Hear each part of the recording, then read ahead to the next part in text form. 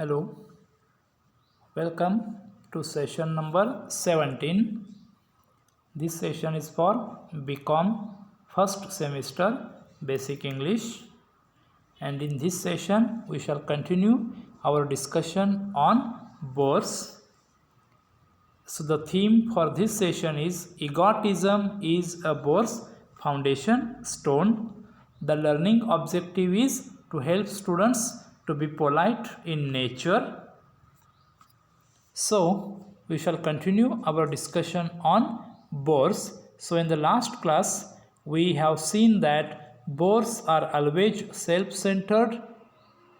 They think that the world exists because of them, and there is no shortage of topics for bores to speak about, but bores always speak about such topics which are related to them in the one way or the other. So in this session we shall continue our discussion about bores.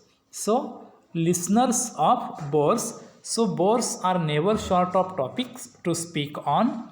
The reason the bores speak so much is that they always find listeners who have to listen to the bores. So the author here wants to tell us that bores speak so much only because of the listeners, because they find listeners who have to listen to the bores.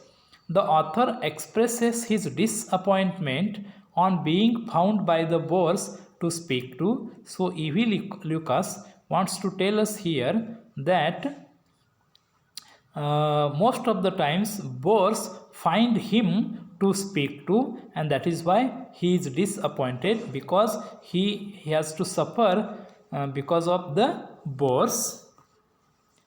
Now the question is, why do bores find their audience? So the author makes it clear that the reason bores find their audience is the kindness that exists in human nature. So human beings are naturally very kind creatures, and they listen to the bores without telling them that they are bored, and that is why bores keep on speaking about the topics which are uninterested to the listener. And this nature, that is this kind nature of human beings, compels the bored listener not to tell the bore to go away as he is boring them. Means human beings are very much kind people, or very much kind, and that is why they do not tell a bore directly that he is very boring and he should go away, and instead of it they suffer at the hands of the bore and listen to him. Then escape from the bores. So while dealing with bores we act as cowards, as we either put up with them or to try to escape them. So whenever we encounter a bore, we have got only two options: either we have to bear with their talks, or we have to escape. Okay, so either we escape or we put up with their talks. Many people change their path or leave the room in a hurry after they encounter a bore. So in order to escape from a bore, many people either change their path or they leave the room in a hurry and they try to escape the bores. Now the author cites an example of a man who had employed a page boy to save him from bores by informing him that he is wanted on the phone. So here author cites a very humorous example of a man who had specially employed a page boy, and the task or the work assigned to this page boy was to save that man from bores. Now how to do this? So that page boy would inform the man that he is wanted on the phone. Whenever the man is caught by the boars, this page boy would save him by informing him that he is wanted on the phones. Now, are boars cunning and clever? So, any trick played upon the boars to escape from them does not give boars message that they are being avoided. So, the point that the author wants to convey is boars are not clever enough, or boars are not wise enough to understand that they are being avoided for being boring, or they are being avoided by the people as they are very much boring, so they are not so clever. And no disappointment can be seen on their frank and proud face. Means whenever you avoid a boar, or whenever you try to escape from a boar, boars are not disappointed because they are not so clever to understand it. One needs to be either clever or cunning to understand this, and boars are neither clever nor cunning. So, boars are neither clever nor cunning to understand this fact. Now, the most abominable boars.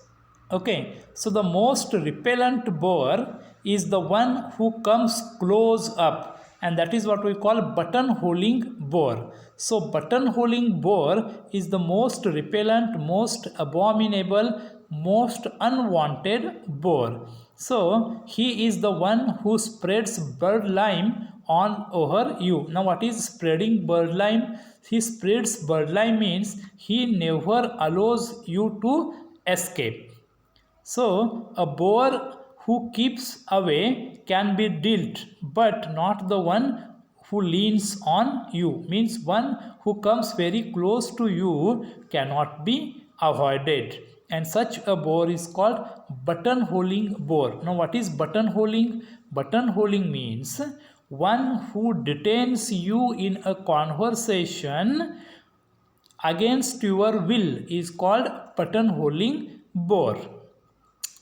It is worst when they tell you a funny story that isn't funny. Sometimes it may happen that a boar tells you a story which he thinks is very funny, but in fact which is not funny, or in reality which is not funny at all. So it is humiliating to have a false laughter to please the boar. And when we people are caught in the hands of such boars, we display or we have a false laughter just to please the boars. But according to the author, this is the most humiliating thing we can do. So let us have a recap.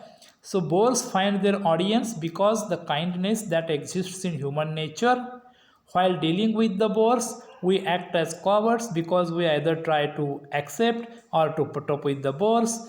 Any trick played upon the boars to escape from them does not give them the message because they are not clever enough, they are not cunning enough to understand this. And the most repellent boar is the one who comes close up, that is what we call buttonholing boar. Buttonholing boar means a boar who tries to detain you in a conversation when you are least interested.